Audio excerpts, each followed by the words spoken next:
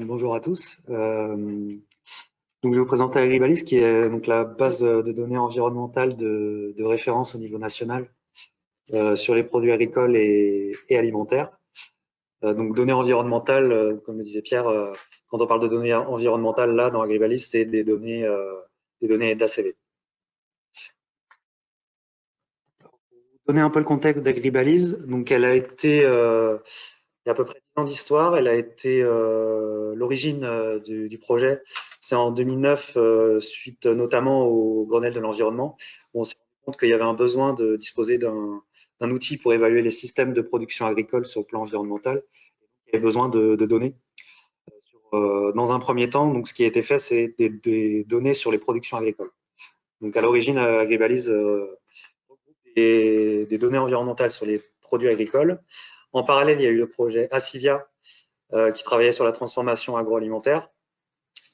Et donc, au fur et à mesure des années, il y a eu d'un côté donc Acivia sur la transformation alimentaire et Agribalis qui a connu des améliorations et des enrichissements sur les données agricoles pour arriver aujourd'hui à Agribalis 3.0, donc qui a été publié cette année et qui a un peu fusionné les deux approches. Donc, où on a des données environnementales à la fois sur des produits agricoles et sur des produits sur des produits alimentaires, donc qui intègrent on a intégré en fait la transformation alimentaire dans la base de données. Il y a eu aussi une nouvelle gouvernance, c'est-à-dire qu'il y a l'INRAE qui a été intégrée dans le pilotage d'Agribalis.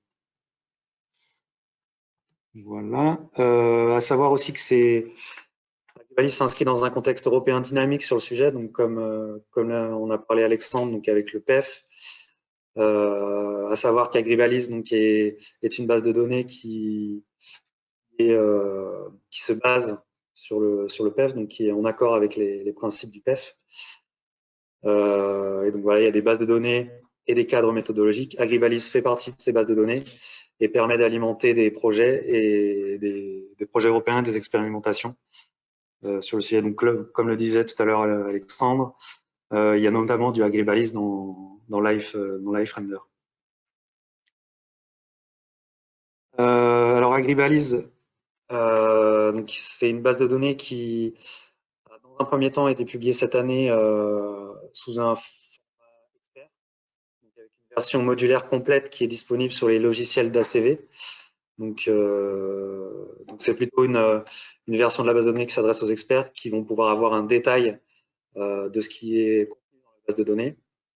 Et donc à la fin du mois, là, dans quelques jours, il y a une version simplifiée sous tableur Excel qui va être publié. Alors, il va y avoir deux tableurs. Un tableur pour la partie agricole avec 200 productions agricoles et une partie alimentaire avec 2500 aliments.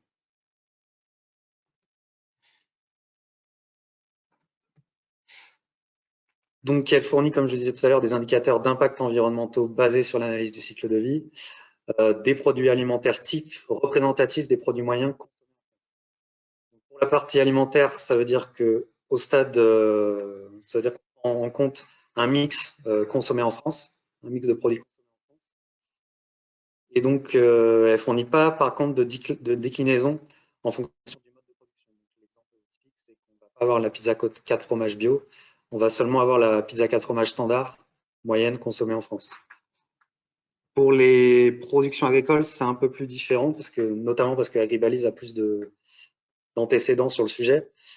Donc, concernant les impacts de la production agricole, donc on va avoir des produits moyens produits en France et qui incluent des déclinaisons représentatives de la diversité des modes de production.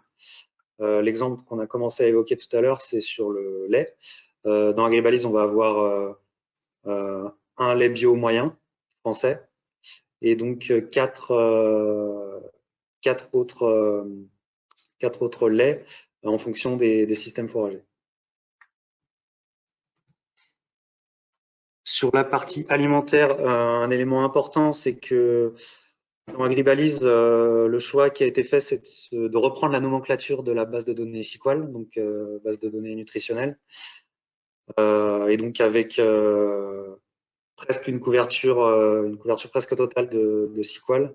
On a 2500 références dans Agribalis 3.0 contre 2800 dans SQL. Donc, il y a 300 produits qui n'ont pas pu être intégrés, 300 300 produits de Sequal qui n'ont pas pu être intégrés dans Agribalise, notamment parce qu'on a considéré que les données qu'on avait au niveau environnemental n'étaient pas assez robustes pour intégrer Agribalise. Donc dans Agribalise, ce que vous allez retrouver, c'est, comme je l'ai montré là, vous allez avoir, là c'est l'exemple du tableur Excel que vous avez sous les yeux.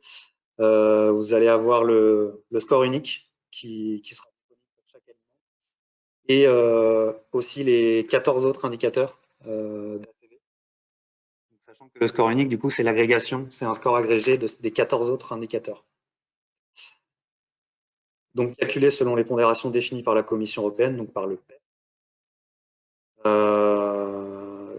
L'agrégation, elle se base principalement sur les niveaux de robustesse différents des indicateurs. Donc les indicateurs ACV n'ont pas tous la même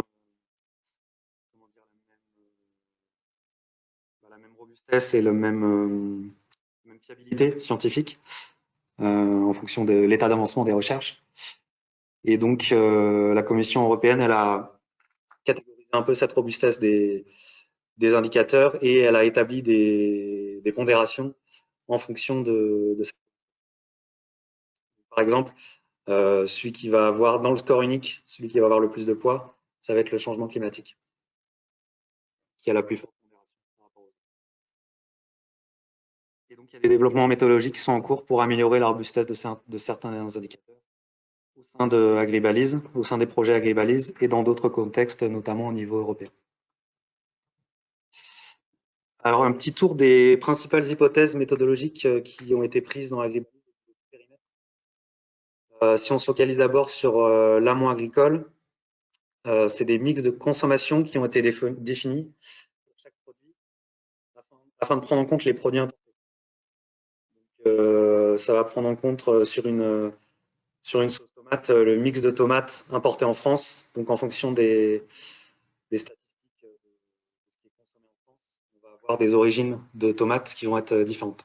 Donc, pour chaque produit agricole, il va y avoir cette notion de mix de consommation qui va entrer en compte de Agribalise pour avoir un profil moyen du produit. Donc il y a des analogies et des transpositions, donc ce qu'on appelle des proxys dans le langage ACV. Donc c'est des approximations. En fait, s'il y a une donnée pour laquelle on n'a pas de données actuelles, on va la remplacer par une autre qu'on considère similaire. Donc l'exemple là qui est pris là, c'est pour le pamplemousse.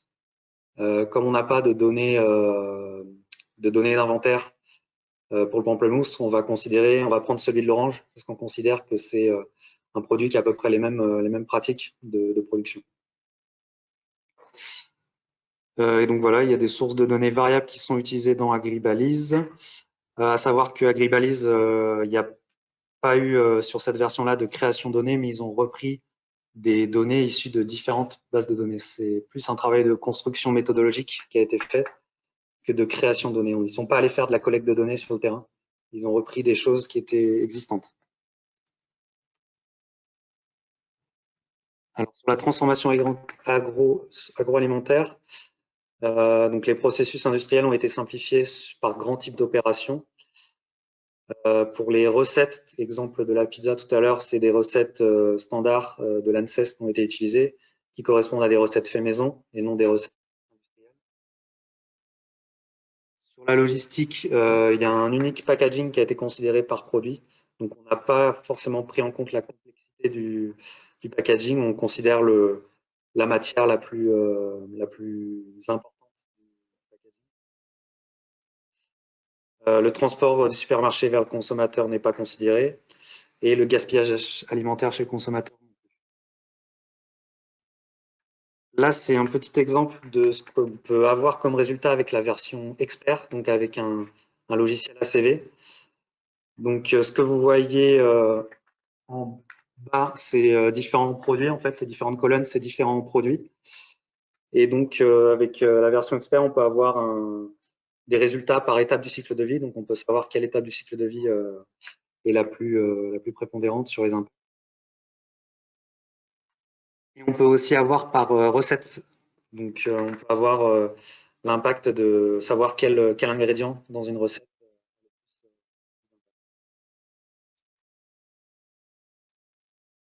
Dans Agribalise aussi, et dans le PEF, Alexandre en a parlé tout à l'heure, il y a une notion de qualité des données aussi. Donc Agribalise reprend le système de notation qui est utilisé par le PEF. Et donc voilà, savoir que c'est un indicateur qui représente une moyenne qui va de 1 à 5. C'est un indicateur qui va de 1 à 5. 1, on a une bonne qualité de données, 5, on a une mauvaise qualité de données. Et donc c'est une moyenne de 4 indicateurs, donc la représentativité technique, la représentativité temporelle, donc en fonction de si la donnée qu'on a récoltée elle est ancienne ou récente, géographique, est-ce que ça correspond à ce qu'on veut modéliser, et aussi les questions de précision de la donnée. Et donc dans Agribalise, donc on considère en général que si on a une note de qualité de 1 à 3, on a une bonne qualité de données. Et donc dans Agribalise, il y a environ 2/3 des données qui ont un bon ou excellent.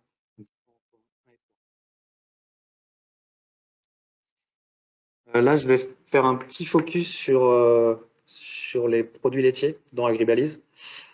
Tout d'abord, pour vous dire que donc voilà, sur les 2500 aliments qui sont considérés dans Agribalise, il y en a environ un peu plus de 200 pour les laits dans la catégorie lait et produits laitiers.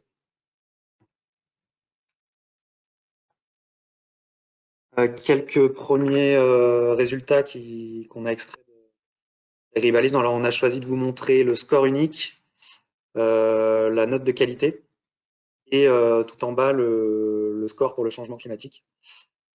Alors, le score unique, pour vous montrer, enfin, comme le disait tout à l'heure Alexandre, ça permet de comparer les produits entre eux.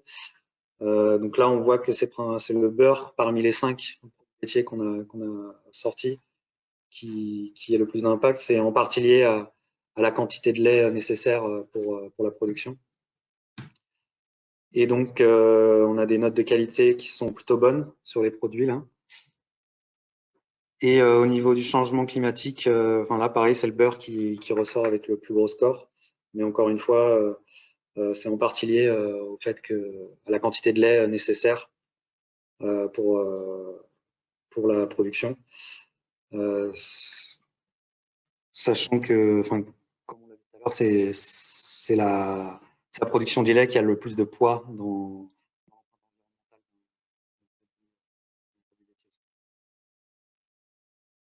Sur la qualité des données pour la catégorie lait et produits laitiers, donc je vous ai dit tout à l'heure qu'on était à 66% en moyenne sur Agribalise. Sur les laits et produits laitiers, on est à 80%, donc on a une bonne qualité de données dans Agribalise sur les laits et produits laitiers. Je vais terminer par vous expliquer un peu les usages qui sont prévus pour Agribalise. Alors, il y en a deux principaux et qui sont en cohérence avec ceux qu'on évoquait tout à l'heure. Donc, tout d'abord, l'éco-conception des produits agricoles et alimentaires. Donc, l'objectif pour l'ADEME, c'est qu'Agribalise contribue à améliorer les systèmes agricoles et l'offre en produits alimentaires. Le deuxième objectif, c'est l'information environnementale du consommateur. Donc là, on reboucle avec l'expérimentation d'affichage et donc avec l'objectif d'informer les consommateurs sur la durabilité de leur alimentation. Mais l'ADEME souhaite aussi que ça contribue à la recherche et l'innovation et à de la formation. Donc sur l'éco-conception, ce que permet Agribalise, c'est d'identifier rapidement les enjeux clés, donc ce qu'on appelle les hotspots. Ça permet de voir qu'est-ce qui contribue le plus à l'empreinte d'un produit moyen français. Ça va permettre de se positionner par rapport à une référence nationale. Donc la base de données Agribalise donne des références nationales auxquelles on va pouvoir se comparer, avec toutefois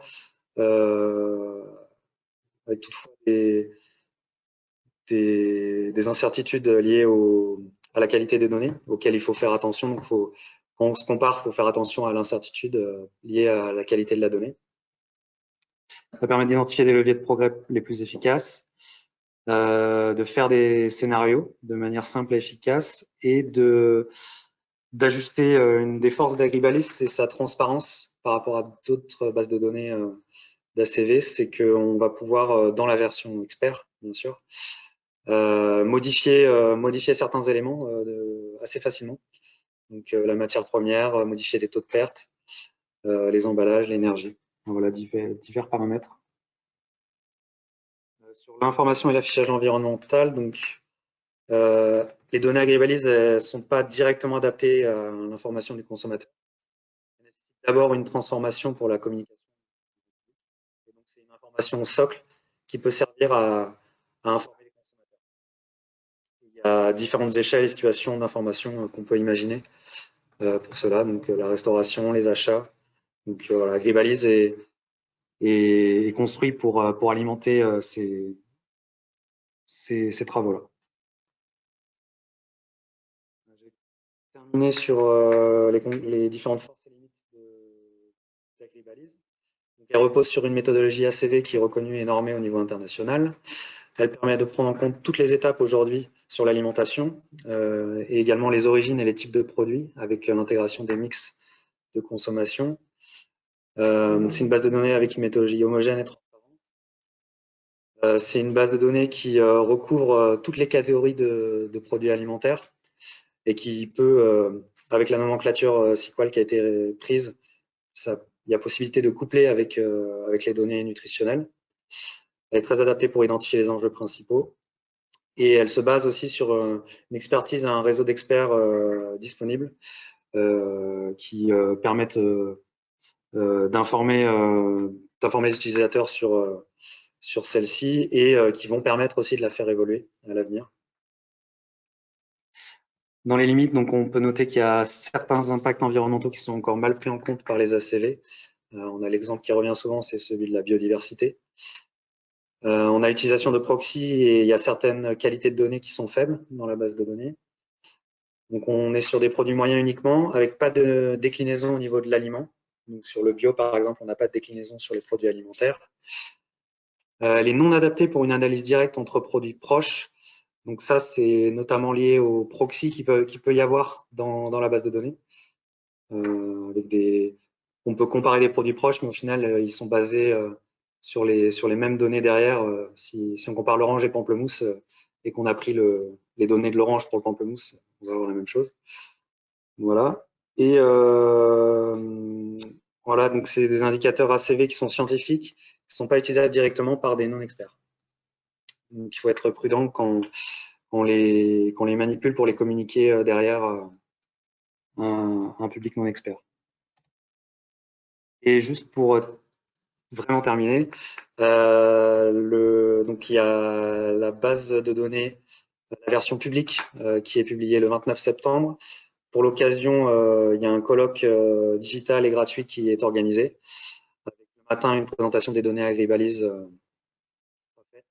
après-midi, un focus sur l'agriculture biologique et notamment sur comment il a été intégré dans AgriBalise et l'état des travaux sur l'ACV et l'intégration de l'agriculture biologique dans l'ACV.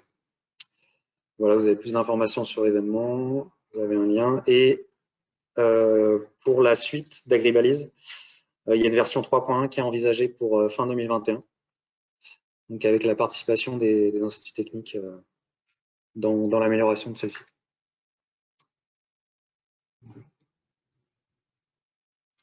Merci Anthony. Alors, est-ce qu'il y a des questions